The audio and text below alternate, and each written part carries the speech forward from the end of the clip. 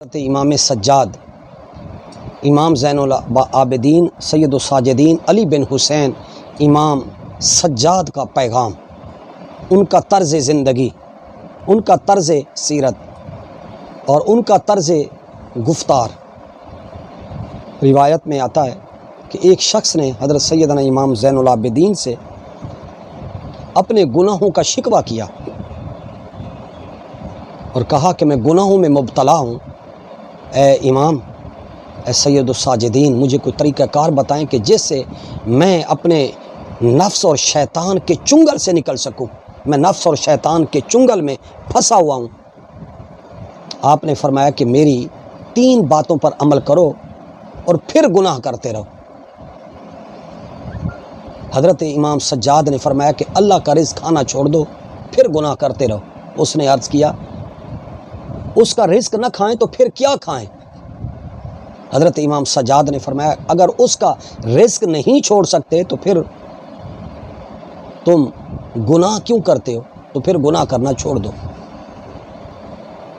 لہٰذا حضرت امام سجاد نے فرمایا، دوسری بات فرمایا کہ اس کا ملک اور اس کی سلطنت سے باہر نکل جاؤ۔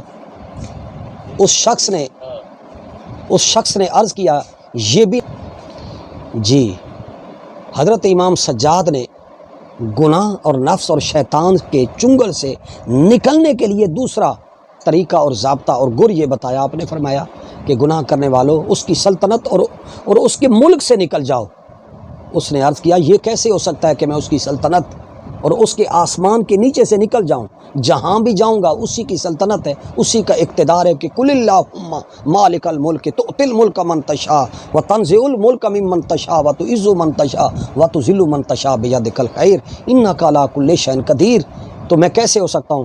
آپ نے فرمایا کہ جب اس کے ملک اور سلطنت سے باہر نہیں ہو سکتے تو پھر گناہ چھوڑ دو۔ حضرت امام سجاد نے تیسری بات فرمایا کہ پھر اپنے جسم میں اس قدر طاقت پیدا کر لو کہ جب ملک الموت فرشتہ آئے تو اسے دھکے مار کر گھر سے باہر نکال دو اور اس کو روح نہ قبض کرنے دو۔ اس نے عرض کیا حضرت یہ کیسے ہو سکتا ہے کہ میں ملک الموت سے فرار اختیار کر سکوں؟ تو حضرت امام زین العابدین امام سجاد علی بن حسین پاک کے شہزادے نے کہا، فرمایا اے بندہ خدا، تم اتنے اور اس قدر عاجز اور بے بس اور مجبور ہو کہ اس کے رزق کے بغیر تمہارا گزارا بھی نہیں ہے، اس کے ملک سے باہر بھی نہیں نکل سکتے اور پھر موت سے راہ فرار بھی اختیار نہیں کر سکتے۔ تو فرمایا کہ پھر شرم کرو، حیا کرو۔ اس نے اسی وقت سچی توبہ کر لی۔